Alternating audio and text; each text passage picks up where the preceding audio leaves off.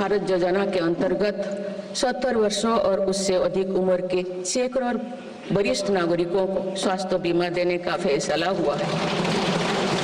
इन्हें हर वर्ष 5 लाख रुपए का हेल्थ कवर मिलेगा। छोटे उद्यमियों के लिए मुद्रा ऋण की सीमा 10 लाख रुपए से बढ़कर 20 लाख रुपया कर दी गई है। मेरी सरकार ने युवाओं की शिक्षा और उनके लिए रोजगार के नए अवसर तैयार करने पर विशेष फोकस किया है। मेधावी छात्रों को उच्च शिक्षा में वित्तीय सहायता देने के लिए पीएम विद्यालक्ष्मी योजना शुरू की गई है। 1 करोड़ युवाओं को शीर्ष 500 कंपनियों में इंटर्नशिप के अवसर भी दिए जाएंगे। पेपर लीक की घटनाओं को रोकने और भर्ती में पारदर्शिता सुनिश्चित करने के लिए नया कानून लागू किया गया है। सहकार से समृद्धि की भावना पर चलते हुए सरकार ने त्रिभुवन सहकारी यूनिवर्सिटी की स्थापना को प्रस्ताव स्वीकृत किया है। सरकार ने प्रधानमंत्री ग्राम सड़क योजना के चौथे चरण में 25,000 बस्तियों को जोड़ने के लिए 70,000 करोड़ रुपया स्वीकृत किए।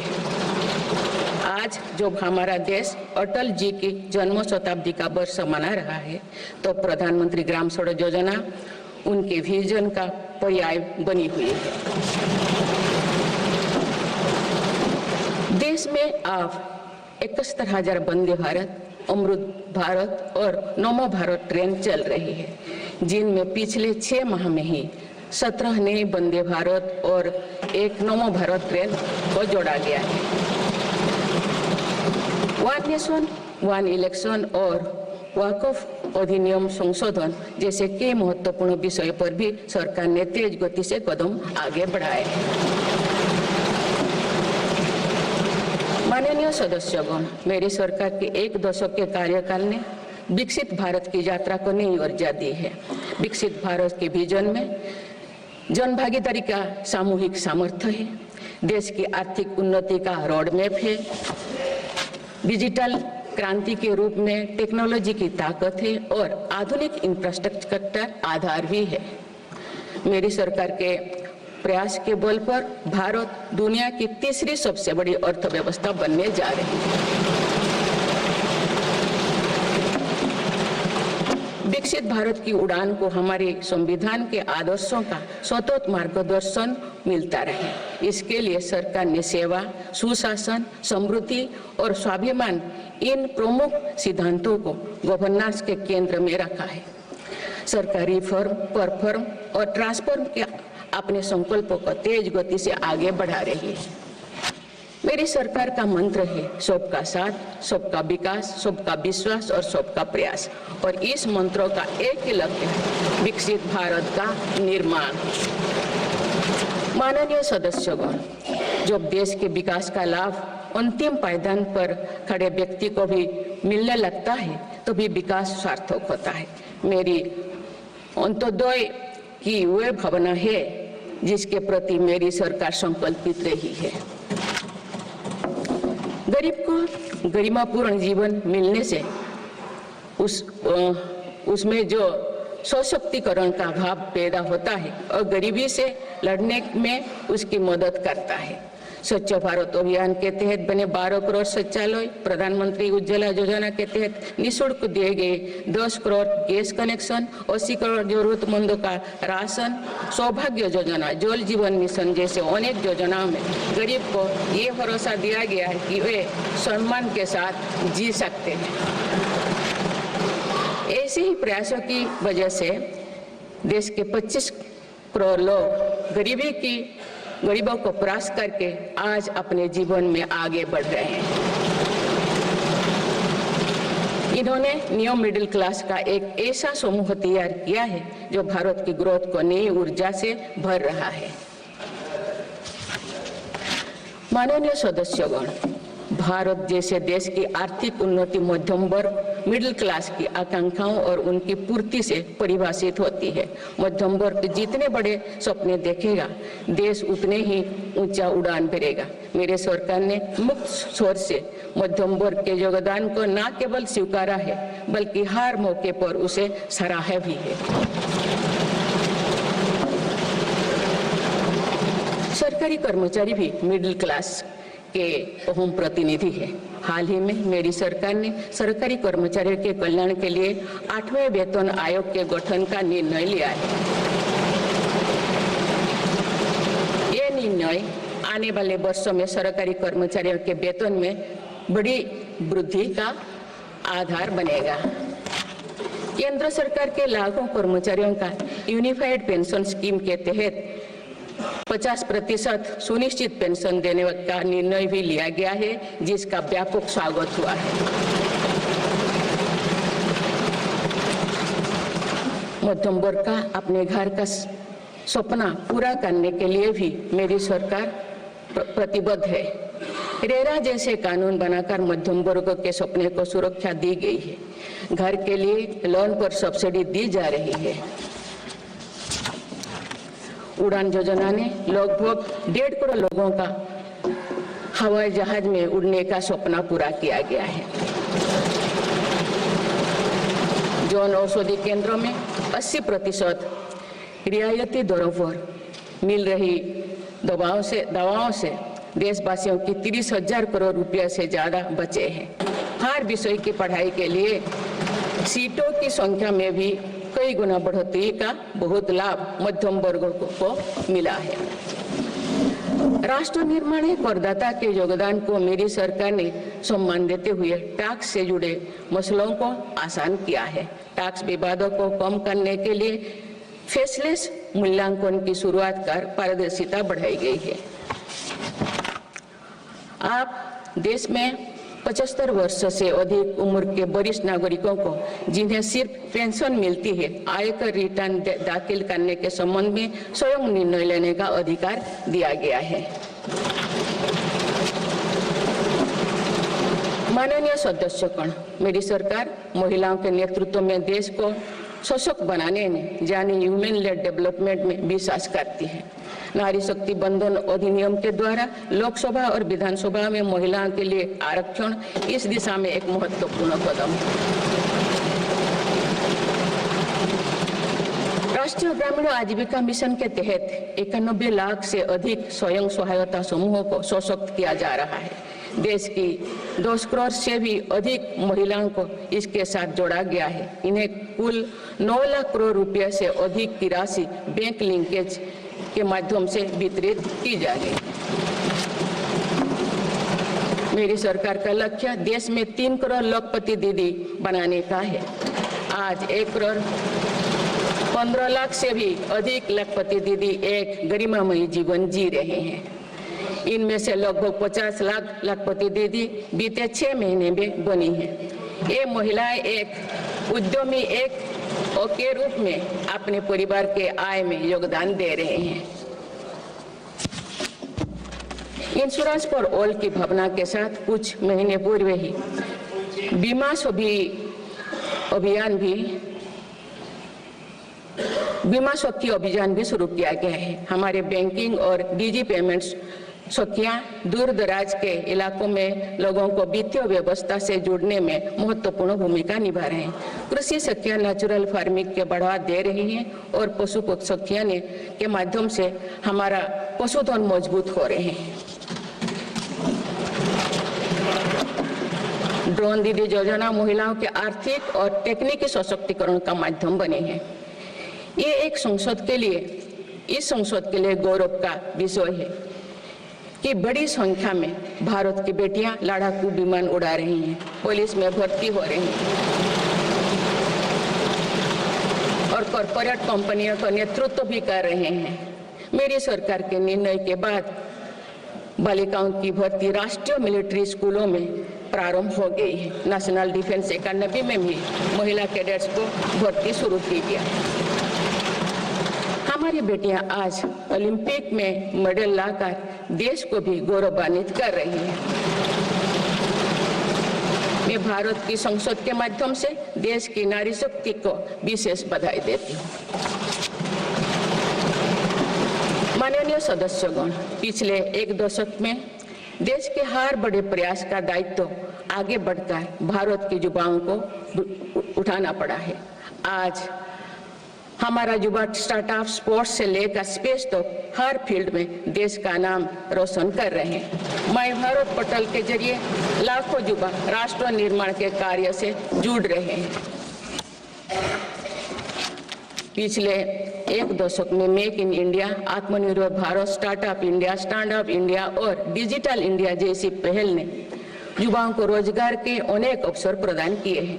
पिछले 2 वर्षों में सरकार ने रिकॉर्ड संख्या में 10 लाख स्थायी सरकारी नौकरियां प्रदान की गई। मेरी सरकार ने युवाओं के बेहतर कौशल और नई अवसरों के सृजन के लिए 2 लाख करोड़ रुपया का पैकेज स्वीकृत किया है। 1 करोड़ युवाओं के लिए इंटर्नशिप की व्यवस्था से युवाओं को ग्राउंड पर काम करने का अनुभव प्राप्त होगा। आज देश में 1.5 लाख से अधिक स्टार्टअप है जो इनोवेशन के स्तंभ के रूप में उभर रहे हैं। 1000 करोड़ रुपया की लागत से स्पेस सेक्टर में वेंचर कैपिटल फंड की शुरुआत की गई है। US world future skill index 2025 में भारत विश्व में दूसरे नंबर पर पहुंच गया है। यानी फ्यूचर ऑफ वर्क श्रेणी में एआई और डिजिटल टेक्नोलॉजी अपनाने में भारत दुनिया को रास्ता दिखा रहा है। ग्लोबल इनोवेशन इंडेक्स में भी भारत की रैंकिंग 76 से सुधरकर 39 हो गए हैं। माननीय सदस्यगण, मेरी सरकार राष्ट्रीय शिक्षा नीति के माध्यम से विद्यार्थियों के लिए आधुनिक शिक्षा व्यवस्था तैयार कर रही है। कोई भी शिक्षा से वंचित ना रहे, इसीलिए मातृभाषा में शिक्षा के अवसर दिए जा रहे हैं।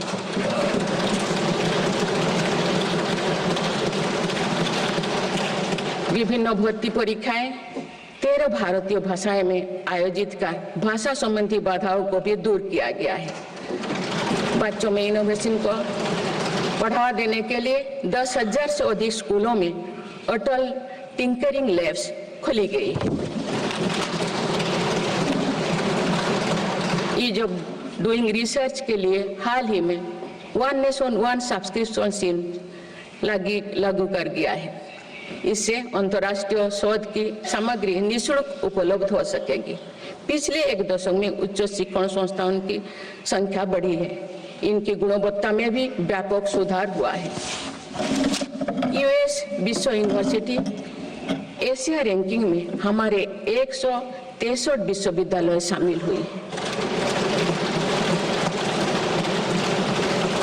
नालंदा विश्वविद्यालय के नए कैंपस का शुभारंभ कर शिक्षा में भारत का पुराना गौरव वापस लाया गया है। वो दिन भी दूर नहीं जो भारत में निर्मित गगनयान में एक भारतीय नागरिक अंतरिक्ष में जाएगा। कुछ दिन पहले स्पेस डॉकिंग में सफलता ने भारत के अपने स्पेस स्टेशन का मार्ग और आसान कर दिया गया। कुछ दिन पहले इसरो ने अपना 100वां लॉन्च करते हुए सैटेलाइट के सफलतापूर्वक स्थापित किए। मैं इस उपलब्धि के लिए भी इसरो को और सभी देशवासियों को बधाई देती हूँ। माननीय सदस्यगण, मेरी सरकार ने देश में विश्व स्तरीय स्पोर्ट्स वातावरण बनाने की दिशा में खेलो India scheme, target Olympic podium scheme यानी स्टॉप्स राष्ट्रीय स्पोर्ट्स यूनिवर्सिटी स्थापित करके देश को आगे कदम बढ़ाए हैं। दिव्यांग के लिए ग्वालियर में विशेष खेल केंद्र खोला गया है। भारत की टीमों में चाहे ओलंपिक हो या फिर पैरालंपिक, हर जगह बेहतरीन प्रदर्शन किया गया है। हाल ही में विश्व शतरंज चैंपियनशिप में भी भारत ने अपना परचम लहराया। फिट इंडिया मूवमेंट चलाकर हम सशक्त युवा शक्ति का निर्माण कर रहे हैं।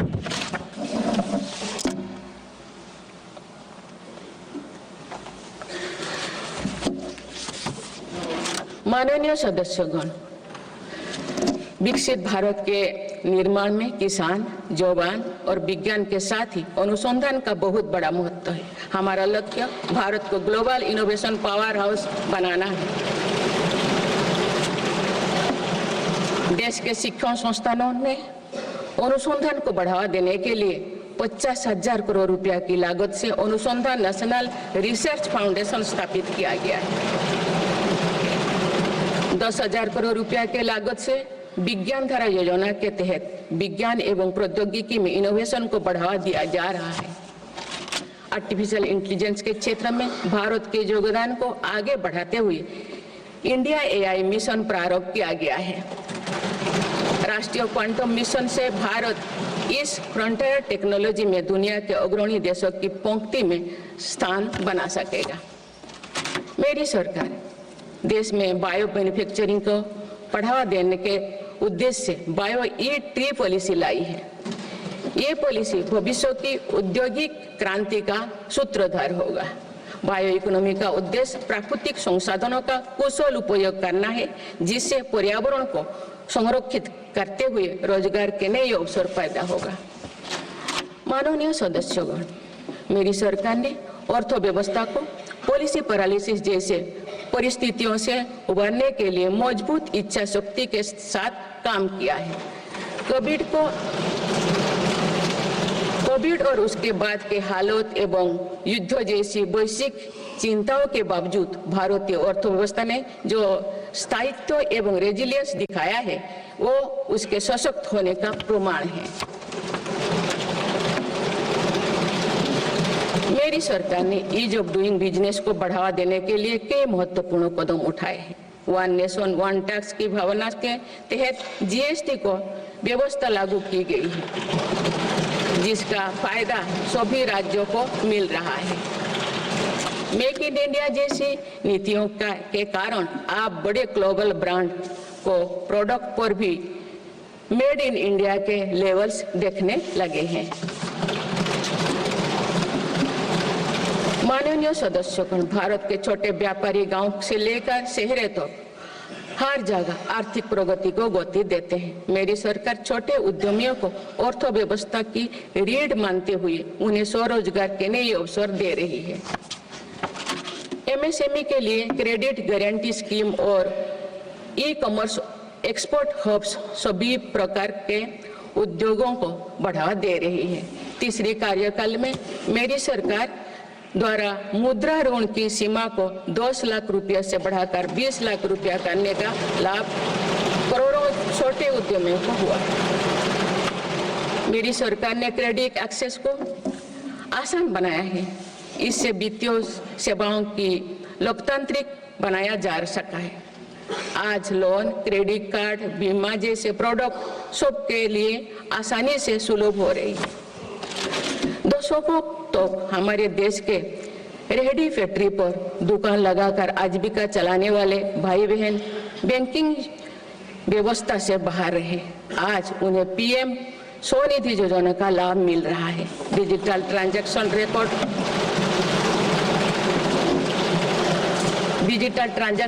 रिकॉर्ड के आधार पर उनको बिजनेस बढ़ाने के लिए और लोन मिलता है। ओएनडीसी की व्यवस्था ने डिजिटल कॉमर्स यानी ऑनलाइन शॉपिंग की व्यवस्था को समावेशी बनाया है। आज देश में छोटे बिजनेस को भी आगे बढ़ाने का समान अवसर मिल रहा है। माननीय सदस्यगण, मेरी सरकार ने 10 वर्षों में प्रगति के जो नए अध्याय लिखे हैं, उनमें से एक स्वर्णिम सोपान भारत को डिजिटल क्रांति का भी है। आज भारत टेक्नोलॉजी के फील्ड में एक प्रमुख ग्लोबल प्लेयर के रूप में अपनी उपस्थिति दर्ज करवा रहा है। दुनिया के बड़े देशों के साथ ही भारत में 5G सर्विसेज की शुरुआत इसका एक बड़ा उदाहरण है। भारत की यूपीआई टेक्नोलॉजी की सफलता से दुनिया के कई विकसित देश भी प्रभावित हैं। आज 50% से ज्यादा real time digital transaction Bharat में हो रहा है। मेरी सरकार ने डिजिटल टेक्नोलॉजी को सामाजिक न्याय और समानता के एक टूल के तौर पर इस्तेमाल किया है। डिजिटल पेमेंट कुछ लोगों या कुछ वर्गों तक सीमित नहीं है। भारत में छोटे से छोटा दुकानदार भी इस सुविधा का लाभ उठा रहे हैं। गांव में भी बैंकिंग सेवाएं और यूपीआई जैसे वर्ल्ड क्लास टेक्नोलॉजी उपलब्ध है। भारत में पिछले 10 साल में बने 5 लाख से ज्यादा कॉमन सर्विस सेंटर्स सरकार की दर्जनों सुविधाएं ऑनलाइन उपलब्ध कराई जा रही हैं। मेरी सरकार ने लोगों के जीवन पर सरकार का प्रभाव कम करने के लिए ई गवर्नेंस को महत्व दिया है।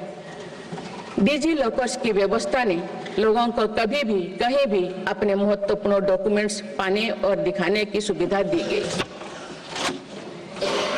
तेजी से डिजिटाइज होते हमारे समाज में आज राष्ट्रीय सुरक्षा से जुड़ा एक और महत्वपूर्ण विषय साइबर सिक्योरिटी है। डिजिटल फ्रॉड, साइबर क्राइम और डीप फेक जैसे टेक्नोलॉजी सामाजिक, आर्थिक और राष्ट्रीय सुरक्षा के लिए चुनौती भी बनी है। इन साइबर क्राइम को नियंत्रित करने के लिए कई कदम उठाए गए हैं। साइबर सुरक्षा के क्षेत्र में भी युवाओं के लिए रोजगार की संभावनाएं हैं। मेरी सरकार साइबर सिक्योरिटी में दक्षता सुनिश्चित करने दिशा में निरंतर कार्यरत है। इसके फलस्वरूप भारत ने ग्लोबल साइबर सिक्योरिटी इंडेक्स में टियर 1 स्टेटस प्राप्त कर लिया है।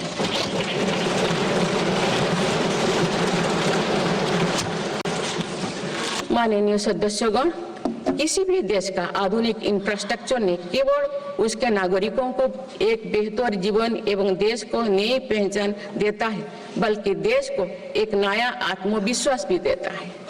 बीते दशक में भारत ने वर्ल्ड क्लास इंफ्रास्ट्रक्चर निर्माण के कई माइलस्टोन तय किए हैं। इस आधुनिक इंफ्रास्ट्रक्चर से दुनिया में भारत की छवि मजबूत हुई है। इन्वेस्टर्स का भारत के प्रति भरोसा बढ़ा है, उपयोग को बल मिला है और नए रोजगार का निर्माण हो रहा है। मेरी सरकार देश के हर हिस्से को हाईवे, एक्सप्रेसवे से कनेक्ट करने के लिए मिशन मोड में काम कर रही है। पीएम गति शक्ति नेशनल मास्टर प्लान के द्वारा परियोजना पर पूरा करने की गति तेज हुई है। 10 साल पहले बुनियादी ढांचे का बजट लगभग 2 लाख करोड़ रुपया था, जो पिछले बजट में बढ़कर 11 लाख करोड़ रुपया से अधिक हो गया।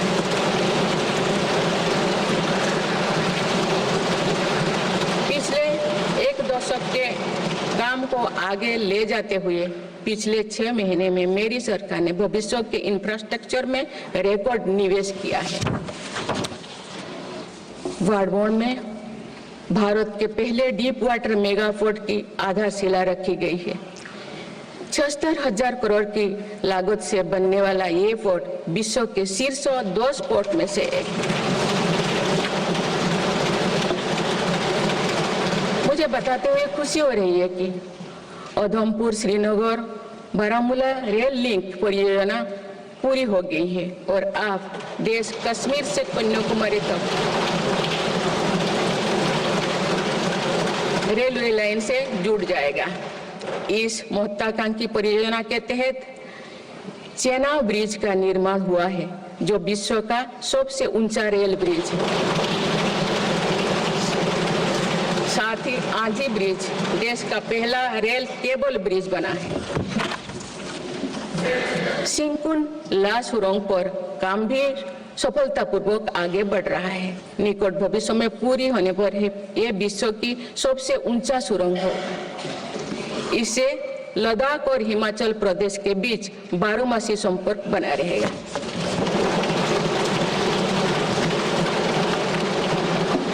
भारत का एविएशन सेक्टर तेजी से विकास कर रहा है। देश की एयरलाइन कंपनियों ने 1700 से अधिक नए विमानों के ऑर्डर दिए हैं। इतनी बड़ी संख्या में आने वाले विमानों के परिचालन के लिए हम एयरपोर्ट्स का विस्तार कर रहे हैं। पिछले एक दशक में देश के एयरपोर्ट्स की संख्या दोगुनी हो गई।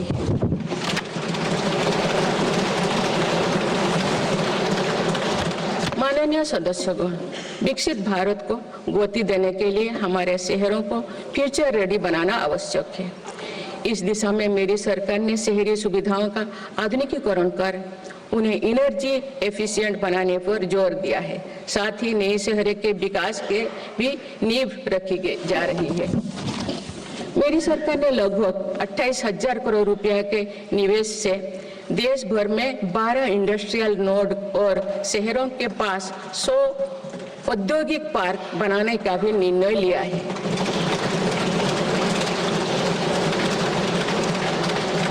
शहरी यातायात को सुगम बनाने के कार्य लगातार जारी है। दिल्ली, पुणे, ठाणे और बेंगलुरु में मेट्रो प्रोजेक्ट्स और अहमदाबाद भुज रूट पर शुरू हुई नमो भारत रैपिड रेल सर्विसेज विकसित भारत के शहरों का स्वरूप है।